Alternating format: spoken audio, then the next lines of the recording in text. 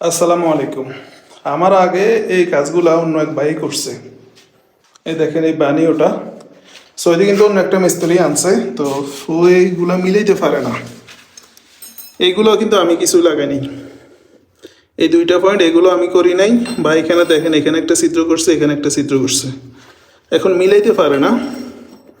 So এদি পরে এটা বাদ দিয়ে দিস। পরে আমারে আনছে, আমি এবার কীভাবে মিলামো আমারও মাথায় ধরে না। এগুলা কিন্তু দেখা যাইবে, এগুলো যদি না দেখা যায় এখানে কীভাবে বসাবে এটা।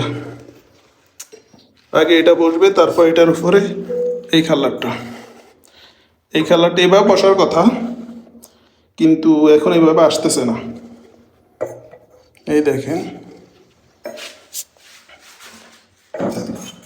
আসলে এগুলা